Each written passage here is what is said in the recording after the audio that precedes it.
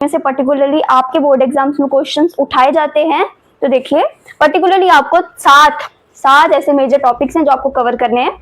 Ozone layer 2 times आया, 2 times का 2018 में भी आया एंड 2025 में भी आया। 18 में आया था कश्मीर डिवीजन में एंड ये 2025 में आया था हार्ड जोन में, जम्मू के हार्ड जोन में आया था, हार्ड जोन में आया था। क्या क्वेश्चन आया था? Why is the damage to ozone layer a cause of concern? What steps are being taken to limit this damage? Hello everyone, welcome to JK Bose education. हमारी आज की इस वीडियो में हम बात करेंगे अपने बायोलॉजी के सबसे लास्ट चैप्टर दैट इज और इन्वायरमेंट पे। और इन्वायरमेंट की वेटेज देखें तो वो 5 मार्क्स की है। तो ये चैप्टर इतना लेंथी नहीं है कि आप इसको मोर देन 30 मिनट से ज्यादा लाइक 2 आवर्स 1 आवर्स दो। ये एक ऐसा चैप्टर है जो इवेंचुअली 30 मिनट्स में ही कवर अप हो सकता है, ठीक है। सो ये हमारी आज की वीडियो 1 शॉट है फॉर आवर इन्वायरमेंट। तो अगर हम देखें हमें इस इन्वायरमेंट में कौन कौन से टॉपिक्स कवर करने हैं, किस किस टॉपिक में से पर्टिकुलरली आपके बोर्ड एग्जाम्स में क्वेश्चंस उठाए जाते हैं। तो देखिए पर्टिकुलरली आपको सात ऐसे मेजर टॉपिक्स हैं जो आपको कवर करने हैं, जैसे कि हो गया ecosystem, food chain, food web, pyramids, trophic level, flow of energy. Flow of energy में हम पढ़ते हैं कि कैसे जब ट्रॉपिक लेवल पे हमारा फूड या एनर्जी जो है वो आगे पास ऑन हो रही होती है तो उसमें कितनी एनर्जी जो है एक इंडिविजुअल यूज करता है एंड कितने % ऑफ एनर्जी जो वो है आगे ट्रांसफर करता है, हम उसमें ये पढ़ेंगे। लाइक इसमें हम 10% लॉ पढ़ेंगे। बायोमैग्निफिकेशन से पहले हम बायो एक्यूमुलेशन पढ़ेंगे, फिर हम बायोमैग्निफिकेशन पढ़ेंगे, देन हम इन्वायरमेंट के पोल्यूटेंट्स, ये पिछली बार आया है 1 मार्क्स में, नॉन बायोडिग्रेडेबल पोल्यूटेंट्स पूछ के। फिर हम बात करेंगे कि हमारी धरती, हमारे इन्वायरमेंट कैसे डिप्लीट हो रहा है, हमारी ओजोन लेयर कैसे खराब हो रही है एंड अल्टीमेटली अगर ओजोन लेयर खराब होगी तो क्या होगा, हमारे इन्वायरमेंट जो है खतरे में है, ठीक है। हम इन सब चीजों की बात करेंगे। लेंथी टॉपिक नहीं है, लेंथी चैप्टर नहीं है, हम इसको इजीली कवर अप कर जाएंगे। तो देखो अब हम इसमें ना साथ साथ में हम ना लिखते हुए हम प्रेफर करेंगे हम कुछ साथ में करें, कुछ हम पहले से कर ले। देखो इन्वायरमेंट जैसे कि टॉपिक भी है, इन्वायरमेंट क्या होता है? इन्वायरमेंट क्या है? इन्वायरमेंट एक ऐसा जब बायोलॉजिकल और फिजिकल कंपोनेंट्स एक साथ आते हैं, हमारे आगे पीछे जितने भी बायोलॉजिकल कंपोनेंट है या फिजिकल कंपोनेंट्स है, बायोलॉजिकल मतलब हम, plants, animals, and physical components यानी लाइक हो गए, एयर हो गए, ऑक्सीजन हो गई, वाटर हो गया, रेन हो गया, ये सब चीजें जब हमें या किसी और को सराउंड करती है तो उसे क्या बोलते हैं? इन्वायरमेंट। उसे क्या बोलते हैं? Environment.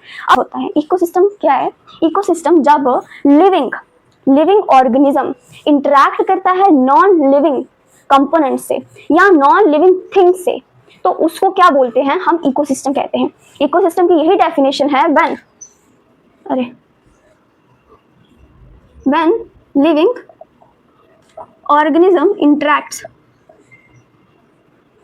interact with non-living components एक इकोसिस्टम में इन्वायरमेंट में इन इन्वायरमेंट इट फॉर्म्स, क्या फॉर्म कर देता है वो? इकोसिस्टम। ओके, अब इकोसिस्टम क्या? इकोसिस्टम जैसे आप क्लासरूम में बैठे हो, ठीक है, आगे पीछे स्टूडेंट्स हैं, स्टूडेंट्स के साथ आप डेस्क पे बैठे हो, वो नॉन लिविंग है, ठीक है। बुक्स आपकी हो गई, आपकी पेन हो गई, जैसे आप मैं देख लो, मैं यहाँ पे हूँ, ये मेरा बोर्ड है, मैं लिविंग ऑर्गेनिज्म हूँ, ठीक है, ये बोर्ड है, ये मेरा पेन है एंड ये कैमरा है। So it is a type of ecosystem. And ecosystem क्या होता है? एक इकोसिस्टम होता है नेचुरल और एक होता है आर्टिफिशियल, ठीक है। एक होता है आपका नेचुरल और एक होता है आर्टिफिशियल। ओके, अब नेचुरल इकोसिस्टम क्या होता है? जिसमें ह्यूमन की इंटरफेरेंस ना हो, ठीक है, no interference of human, no interference of क्या? ह्यूमन की कोई इंटरफेरेंस नहीं होती। जैसे कि हो गया जो पॉन्ड्स वगैरह बनते हैं, पॉन्ड्स, रिवर हो गई, ओशन हो गया, ठीक है, या फॉरेस्ट हो गया, ये सारे इकोसिस्टम होते हैं ना, ये नेचुरल होते हैं। आर्टिफिशियल होते हैं जो कि ह्यूमन ने बनाए होते हैं अपने इंटरेस्ट के बेसिस पे, जैसे कि हमारा एक्वेरियम हो गया, ओके, एक्वेरियम हो गया, और क्या हो गया, गार्डन हो गया, गार्डन, पार्क्स वगैरह, वो सब आते हैं आर्टिफिशियल में। ओके, अब इकोसिस्टम में ही आपको पूछा जाता है इकोसिस्टम के कंपोनेंट्स के बारे में। किसके कंपोनेंट्स? इकोसिस्टम के। देखो अब इकोसिस्टम के कंपोनेंट्स में बात आती है बायोटिक एंड अबायोटिक। मैंने पहले भी बोला कि जितने भी living organism and non living components interact करते हैं आपस में तो वो क्या बनाते हैं? इकोसिस्टम। वैसे ही अब हम देखेंगे कि इकोसिस्टम में लिविंग कौन सा है, नॉन लिविंग कौन सा है, तो उसी की बात करते हुए इन्होंने क्या कर दिया? बायोटिक एंड अबायोटिक कंपोनेंट्स को फॉर्म कर दिया, ठीक है। अब बायोटिक कंपोनेंट्स क्या होते हैं? इसमें क्या होता है? इट कंप्राइजेस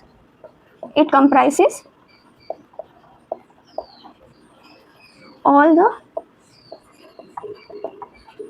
लिविंग थिंग्स और क्रिएचर्स।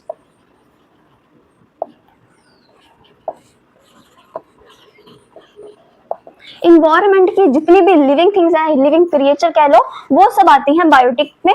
और इसके एग्जांपल्स हैं लाइक प्लांट्स हो गए, एनिमल्स हो गए, micro organism, yes micro organism, ये सब चीजें हो गई। अब हम बात करते हैं अबायोटिक की। अबायोटिक में क्या होता है? अबायोटिक होती है जैसे ये है ना, इसमें सारी आ गई लिविंग थिंग्स, इसमें कौन सी आ जाएगी? Non living things, non living things, ठीक है। जैसे कि आ गई हमारी सॉइल आ गई, वाटर आ गया, एयर आ गई, ये सब आ गई अबायोटिक कंपोनेंट्स ऑफ इकोसिस्टम। अब बात ऐसी है कि जो बायोटिक कंपोनेंट्स के बारे में, बायोटिक कंपोनेंट्स क्या होते हैं? जितने भी लिविंग क्रिएचर्स हमारे इन्वायरमेंट में प्रेजेंट होते हैं, ठीक है।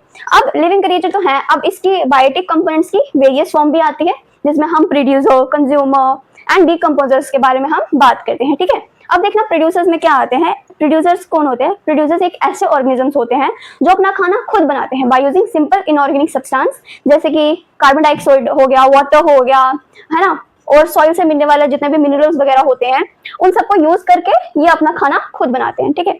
अब हमने न्यूट्रिशन में पढ़ा था, इनको हम क्या बोलते हैं? इनको हम एक और नाम देते हैं लाइक ऑटोट्रॉप्स। जो अपना खाना खुद बनाते हैं उनको क्या बोलते हैं? ऑटोट्रॉप्स। ओके, अब इनके एग्जांपल्स में आते हैं ग्रीन प्लांट्स आ गए, है ना, ब्लू ग्रीन एल्गी आ गई। ब्लू ग्रीन एल्गी को हम और क्या बोलते हैं? साइनोबैक्टीरिया, यस, इसको हम साइनोबैक्टीरिया भी बोलते हैं, ठीक है। अब देखना हमारे प्रोड्यूसर्स हो गया, प्रोड्यूसर्स डन। अब देखो कंज्यूमर्स कौन से होते हैं? अब इन्होंने खाना बनाया, ठीक है। अब कंज्यूमर्स होते हैं जो इस खाने को खाते हैं, organism which consume food prepared by producers. Producers के द्वारा जो फूड होता है प्रिपेयर किया होता, तो वो इनको क्या करते हैं? कंज्यूम करते हैं। अब कंज्यूमर्स में हम भी आ सकते हैं, डिपेंड करता है हम इनकी किस वैरायटी में आते हैं, ठीक है। अब कंज्यूमर्स में जितने भी goat, sheep, buffalo, humans, dog, ये सब आते हैं, but depending on in which category they false.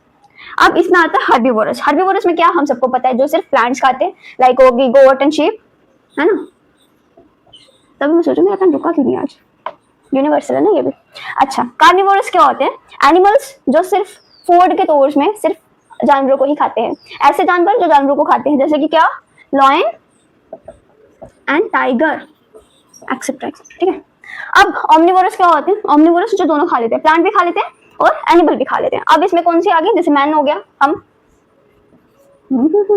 Man, और हो गया डॉग। ओके, अब डिकम्पोजर्स क्या होते हैं? डिकम्पोजर्स जो होते हैं वो बेसिकली होते हैं ऑर्गेनिजम्स, या हम कह सकते हैं माइक्रो ऑर्गेनिज्म भी होते हैं, जो कि क्या कहते हैं? डेड एंड डिकेइंग मटेरियल को सिंपल सब्सटेंस में कन्वर्ट करते हैं। जो dead and decaying organic matter होता है वो बहुत ही कॉम्प्लेक्स सब्सटेंस होता है, उसको इस तरह से ब्रेक डाउन करना है कि वो सिंपल सब्सटेंस में कन्वर्ट हो जाए, ठीक है। इसके बारे में, इस सब के बारे में ये आपका ना एक अलग से चैप्टर है इन क्लास 11th, उसमें बहुत डिटेल में हर एक चीज बताई गई है, ठीक है। तो उसमें आपको एक एग्जांपल मिलेगी अर्थवॉर्म की। अर्थवॉर्म भी एक तरह का डिकम्पोजर है, राइट। एंड यहाँ पे आपको एक एग्जांपल दिया फंजाई वगैरह की, एंड कुछ bacterias are the example of decomposers. तो अब हमारा इकोसिस्टम तो खत्म हो गया, ठीक है। इकोसिस्टम सबसे लेंथी था, बाकी सब तो ऐसे ही चुन्नू मुन्नू है। अब इकोसिस्टम खत्म हो गया, अब हम बात करेंगे food chain and food web के बारे में। यहाँ से जनरली क्वेश्चंस देखे गए हैं, एंड इकोसिस्टम से भी देखेंगे biotic, abiotic, artificial, natural ecosystem, ecosystem क्या होता है, इकोसिस्टम किससे बना है, ये सब आपको पूछा जाता है। और अगर हम बात करें इकोसिस्टम में से, लास्ट ईयर शायद क्वेश्चन आया था, वी विल सी। तो हम बात करें ना food chain and food web के बारे में। फूड चेन क्या होती है? Food chain basically flow of energy, या हम कह सकते हैं फ्लो ऑफ न्यूट्रिएंट्स, एक ऑर्गेनिज्म से दूसरे ऑर्गेनिज्म में, उसी को हम बोलते हैं food chain. And food chain में एक फिनोमेना होता है ट्रॉपिक लेवल्स का। ट्रॉपिक लेवल्स भी का भी एक इंपॉर्टेंट टॉपिक आपके सिलेबस में है, जो हम डिस्कस करेंगे लेटर ऑन, बट हम पहले देख लेते हैं food chain and food web क्या होता है, ठीक है। अब देखना, द फ्लो ऑफ न्यूट्रिएंट्स और एनर्जी एक ऑर्गेनिज्म से दूसरे ऑर्गेनिज्म में डिफरेंट लेवल पे, डिफरेंट कौन सा? ट्रॉपिक लेवल्स पे, उसी को हम क्या बोलते हैं? फूड चेन बोलते हैं। अब फूड चेन की एक डेमोन्स्ट्रेशन यहाँ पे है कि फूड चेन में क्या होता है। सबसे पहले प्लांट है, ठीक, प्लांट है, प्लांट को कौन खाएगा? ग्रास हॉपर, ठीक है। अब प्लांट के जो भी न्यूट्रिएंट्स हैं या एनर्जी है वो किस में ट्रांसफर हुई? ग्रास हॉपर में हुई। अब ग्रास हॉपर से, ग्रास हॉपर को किसने खाया? फ्रॉग ने खाया। अब ग्रास हॉपर की एनर्जी किस में ट्रांसफर हुई? फ्रॉग में हुई, ठीक है। अब फ्रॉग को किसने खाया? ईगल ने खाया। अब फ्रॉग की एनर्जी किस में ट्रांसफर हुई? ईगल में। अब ईगल जब मर जाएगा, गिर जाएगा, तो उसको कौन खाएंगे? उसको खाएगा डिकम्पोजर्स खाएंगे। सो ईगल की एनर्जी किस में ट्रांसफर हुई, डिकम्पोजर्स में। ठीक है, अब देखो फूड चेन का एक फिनोमिना है कि फूड चेन हमेशा जो होती है उसकी एनर्जी फ्लो होने का सीक्वेंस यूनिडायरेक्शनल होता है। ठीक है, यूनिडायरेक्शनल होता है, मतलब एक डायरेक्शन में फ्लो करती है।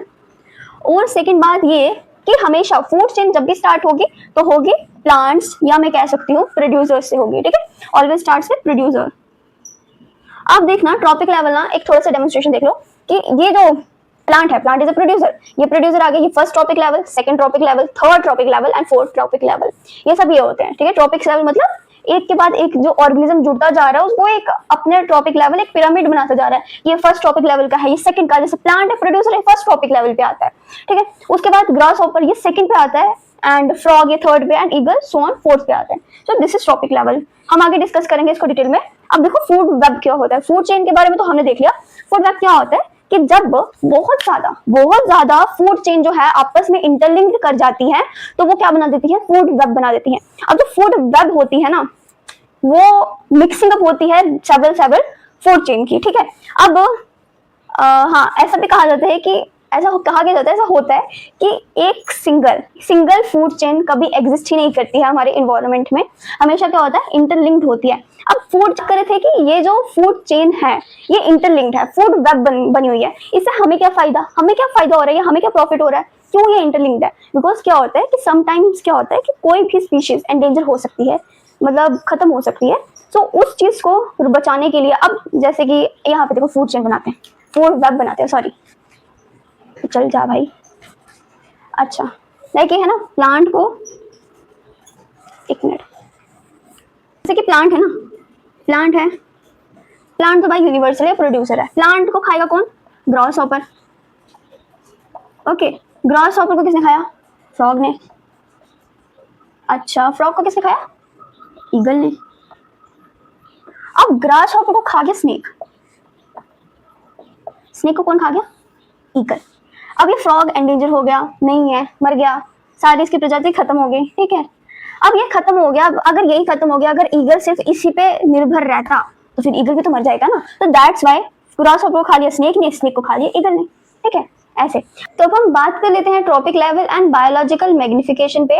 ये trophic level and biological magnification, what are these two terms? देखो जो ट्रॉपिक लेवल है ना, ट्रॉपिक लेवल का मतलब होता है एक फूड चेन में जितने भी स्टेप्स फॉलो हो रहे हैं जिसमें एनर्जी या फूड का ट्रांसफर हो रहा है उसको हम बोलते हैं ट्रॉपिक लेवल्स। अब ये ट्रॉपिक लेवल की एक बहुत अच्छी एग्जांपल भी है, हम एग्जांपल के थ्रू समझते हैं।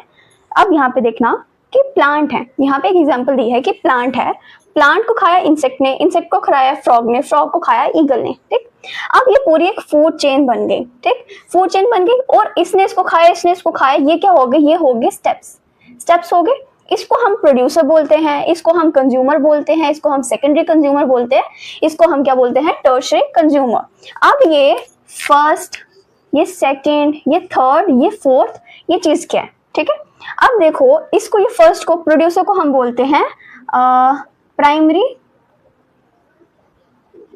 प्रोड्यूसर, मतलब इनको हम प्रोड्यूसर बोलते हैं। ठीक है, बट अगर हम देखें ट्रॉपिक लेवल के टर्म्स में इसको हम प्रोड्यूसर बोलेंगे। ठीक है, प्रोड्यूसर के बाद आते हैं प्राइमरी कंज्यूमर, फिर आते हैं सेकेंडरी कंज्यूमर और फिर आते हैं टर्शियरी कंज्यूमर। इसको हम बोलते हैं फर्स्ट ट्रॉपिक लेवल, इसको हम बोलते हैं सेकेंड ट्रॉपिक लेवल, इसको थर्ड एंड इसको फोर्थ ट्रॉपिक लेवल बोलते हैं। ठीक है, जैसे जैसे स्टेप बढ़ते जा रहे हैं वैसे वैसे इनके ट्रॉपिक लेवल के भी जो नंबर हैं, डिजिट्स हैं, वो भी इंक्रीज होते जा रहे हैं। ठीक है, अगर हम बात करें on the basis of trophic level, कौन सा individual that is producer, consumer, tertiary consumer या सेकेंडरी कंज्यूमर में से कौन सा ज्यादा नंबर ऑफ अवेलेबल होता है इन एन इकोसिस्टम में, तो वो है प्रोड्यूसर हमेशा ज्यादा होते हैं। There are generally greater number of individuals on a producer level. Producer क्योंकि प्रोड्यूसर से ही, अगर एक ट्रॉपिकल लेवल की बात करें या फूड चेन की बात करें, वो हमेशा प्रोड्यूसर से ही स्टार्ट होती है। सो प्रोड्यूसर का नंबर हमेशा हाई होता है then another cases, herbivorous, carnivorous, इन सब से ऑलवेज ग्रेटर होता है। ठीक है, अब हम बात करें इन्हीं ट्रॉपिक लेवल के बेसिस पे, एक आता है 10% law. 10% law was given by Raymond Lindeman ने दिया था। ठीक है। इस लॉ में क्या होता है, इस लॉ में कहा जाता है कि एनर्जी के पास कितनी एनर्जी होती है, 100% एनर्जी होती है, ठीक है। अब प्लांट को गोट ने खाया, ठीक है, क्या बोलती पब्लिक, गोट खाएगी इसको, हाँ गोट ने खाया इसको। अब जो है प्लांट जो है हमेशा हमेशा सिर्फ 10% एनर्जी ही उसको देगा गोट को, ठीक है, कि एनर्जी का ट्रांसफर जो होता है सिर्फ 10% होता है अलोंग द ट्रॉपिक लेवल। जैसे जैसे ट्रॉपिक लेवल बढ़ रहे हैं 10% एनर्जी का ही ट्रांसफर हो रहा है, और जो 90% है वो इंडिविजुअल जो प्लांट है वो खुद अपने लिए यूटिलाइज करते हैं, ठीक है। अब देखो गोट को खाया, गोट को किसको खाया, गोट को किसने खाया, मैन ने खाया, ठीक है, लाइक मैन ने खाया। अब गोट के पास यहाँ पे तो 100 जूल एनर्जी थी, इसने अपनी ये दी, ये आगे 10 जूल। अब ये आगे मैन को देगा, मैन को क्या ही देगा, सिर्फ 1 जूल, सिर्फ 1 जूल एनर्जी देगा, बाकी तो ये 90% खुद ही यूज करेगा ना। So that is our 10% law, and 10% law is important because आज तक ये पेपर में देखा नहीं गया, क्या पता इस बार देख ले, ठीक है। अब हम बात करते हैं बायोलॉजिकल मैग्निफिकेशन क्या होती है। बायोलॉजिकल मैग्निफिकेशन से पहले हम पता करते हैं, हम जान लेते हैं बायोलॉजिकल एक्युमुलेशन क्या होती है। जैसे कि एक्युमुलेशन वर्ड क्या सजेस्ट कर रहा है, एक्युमुलेशन होता है कि किसी चीज का इकट्ठा होना, एंड बायोलॉजिकल एक्युमुलेशन मतलब एक इंडिविजुअल में, एक लिविंग ऑर्गेनिज्म में जब टॉक्सिक सब्सटेंस एक्युमुलेट होने लगते हैं, एक्युमुलेट मतलब जमा होने लग जाते हैं, उसको हम बोलते हैं बायोलॉजिकल एक्युमुलेशन, ठीक है। अब हम बात करते हैं बायोलॉजिकल मैग्निफिकेशन पे।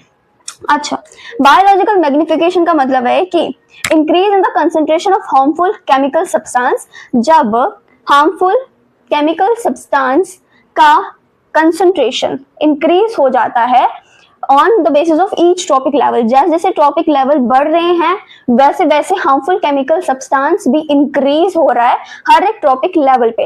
अब ट्रॉपिक लेवल पे क्या होते हैं, ट्रॉपिक लेवल पे तो लिविंग ऑर्गेनिजम्स होते हैं ना, so it means ultimately we are talking about the accumulation of toxic substance in a living organism. So that is, इसमें भी लिखा है कि increase in the concentration of harmful chemical substance in the body of living beings at each trophic level of a food chain.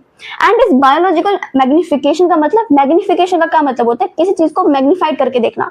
So that is, हमने भी magnification की term इसलिए है कि जैसे जैसे टॉपिक लेवल इंक्रीज होते जाते हैं वैसे वैसे बायोलॉजिकल मैग्निफिकेशन भी क्या होता है, इंक्रीज होता जाता है, कि ईच टॉपिक लेवल पे एक्सपैंड और इंक्रीज हो रहा है। इसका मतलब बायोलॉजिकल मैग्निफिकेशन इनवर्सली प्रोपोर्शनल है टॉपिक लेवल पे। अब जो प्रोड्यूसर होंगे ना, इसके एक एग्जांपल भी हम ले लेते हैं, ठीक है। जैसे हमने पेस्टिसाइड डाले हमने किस में, सॉइल में डाले, ठीक।